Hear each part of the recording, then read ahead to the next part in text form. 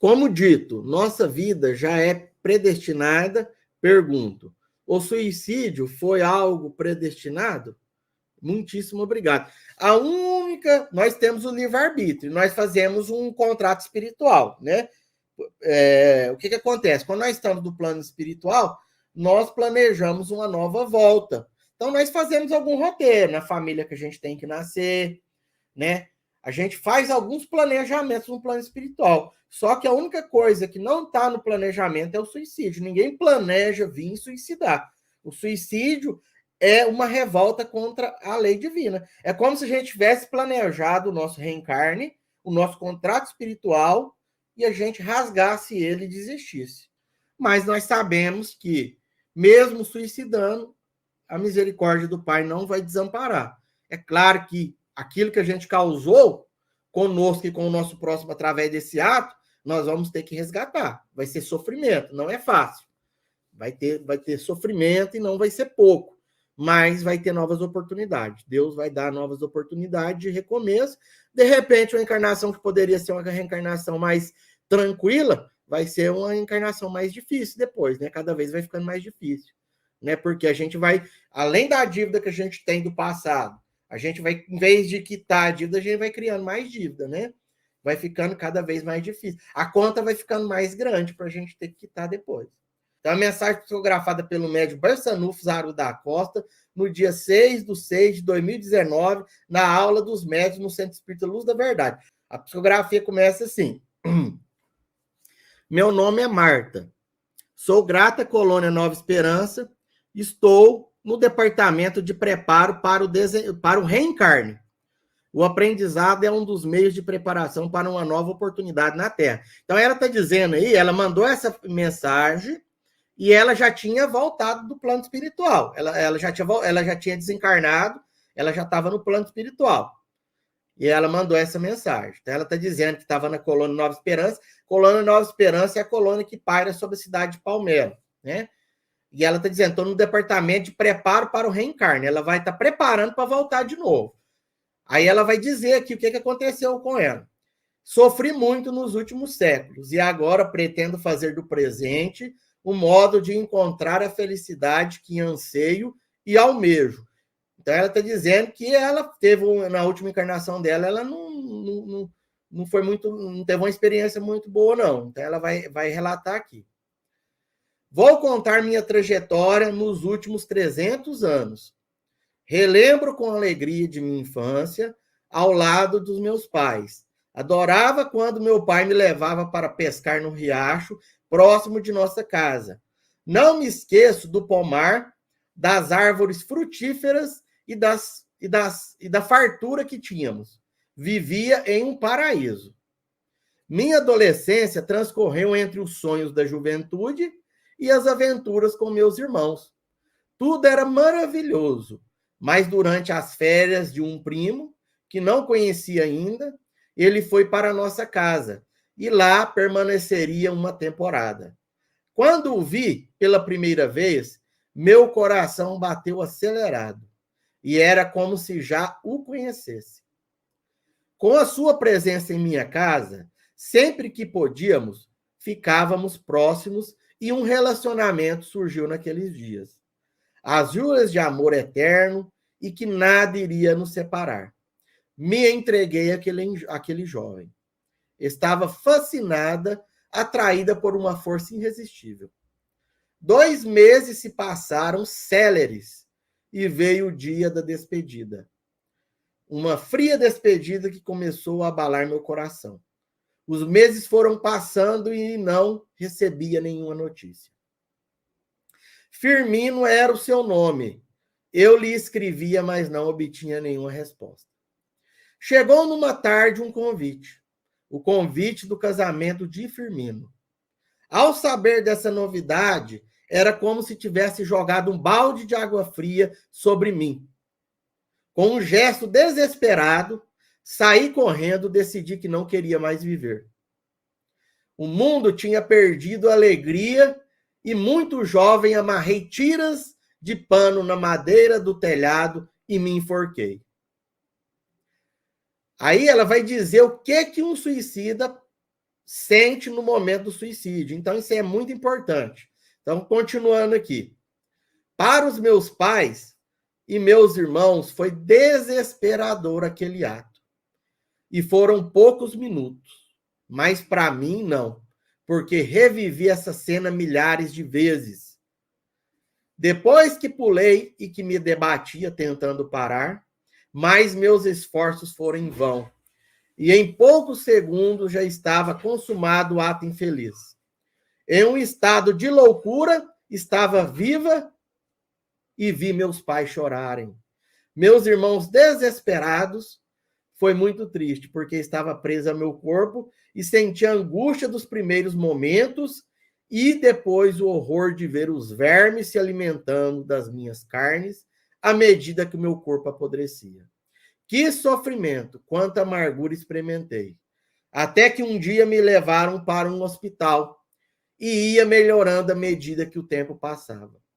Tomei conhecimento que havia prejudicado o meu corpo espiritual.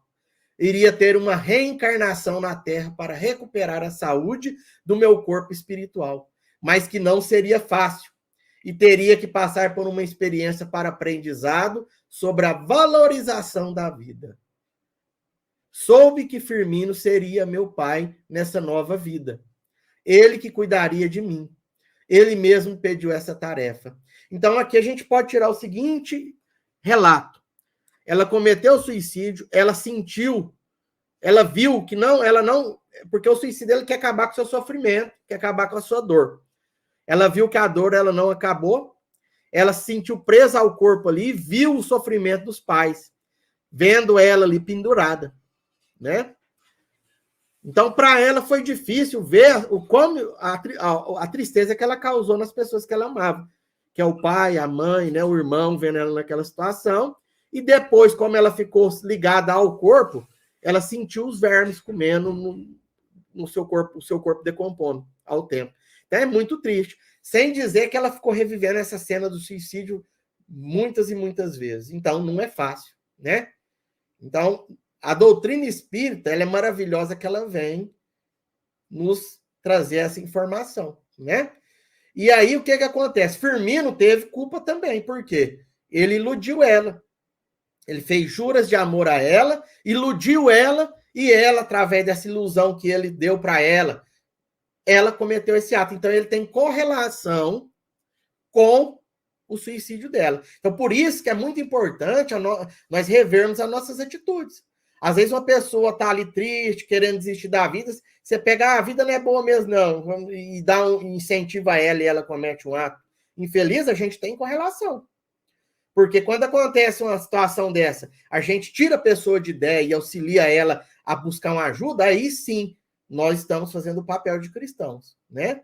Então, seguindo aqui para não perder o raciocínio, então Firmino tinha correlação, porque fez juras de amor para ela, e aí soube que Firmino seria meu pai nessa nova vida. Ele que cuidara de mim, ele mesmo pediu essa tarefa. Por quê? Ele chegou no plano espiritual, deve ter ficado sabendo do que aconteceu, e a consciência dele cobrou ele pediu para vir resgatar. Se ele mesmo foi motivo de causar sofrimento a ela, ele vai vir como pai e receber ela em condições de deficiência e cuidar daquele filho deficiente, porque ele que causou isso, ajudou a causar isso no passado. Você vê tanto que a misericórdia divina, ela é amorosa e ela não, a lei de Deus, a gente não foge dela. Então vamos seguindo aqui. Soube que Firmino seria meu pai nessa nova vida e que ele cuidaria de mim, ele mesmo pediu essa tarefa. Nasci novamente na Terra e como pelo suicídio havia danificado o meu corpo, então não andava. Tinha um corpo retorcido porque lesionei minha coluna e nervos pelo enforcamento. Eu não conseguia falar, apenas balbuciava algumas palavras, mas que ninguém entendia. Mesmo naquela condição, me sentia por dentro alegre, porque de alguma forma sabia que estava me recuperando. Foram 60 anos naquela cadeira de rodas, pois suicidei aos 15 anos e ainda teria que viver mais 60. Esse tempo passei espiando o meu passado. Dá até emoção, viu? Numa atitude impensada, desisti da vida e estou aprendendo e me preparando, porque sei que passarei por situações semelhantes. Serão os testes que passarei de novo e peço a Deus para que não torne a fracassar. Tenho cuidado de espíritos que sucumbiram como eu e dessa forma me fortaleço minha alma para vencer as dificuldades que aparecem no meu caminho. Então quer dizer que nem no plano espiritual a gente não deixa de trabalhar. Ela encontrou a paz dela contando um relato dela, a experiência dela para outros espíritos, para servir de exemplo, como ela está contando através da psicografia aqui, para servir de exemplo para nós. Então ela já está fazendo uma boa ação já, né? Não deixem que os reveses da vida os tirem da caminhada terrena. Por mais difícil que seja a situação, o suicídio não é a solução. Pelo contrário, o suicídio é um caminho de sofrimento e de dor. Ninguém morre. Temos que tomar para nós mesmos as responsabilidades por nossas atitudes. Peço a Deus que eu tenha forças para aproveitar bem essa nova existência na Terra. Marta. Psicografia, mensagem psicografada pelo médium Barçanufo, Zaru da Costa, no dia 6/6/2019, na aula dos médiuns no Centro Espírita Luz da Verdade. Então, o que acontece? Aí nós tivemos um relato de uma psicografia de uma pessoa que passou pelo suicídio e ela está agradecida a Deus de ter uma nova oportunidade. Ela vai vir paralítica, né? Mas ela mesmo assim está alegre, porque ela sabe que se ela cumprir essa missão, ela vai voltar a bailar de novo, ela vai voltar a ter saúde de novo, porque ela vai resgatar. Como condenado que paga a sua pena e volta a ficar livre de novo, né? Então a gente tem que pensar muito bem, tá?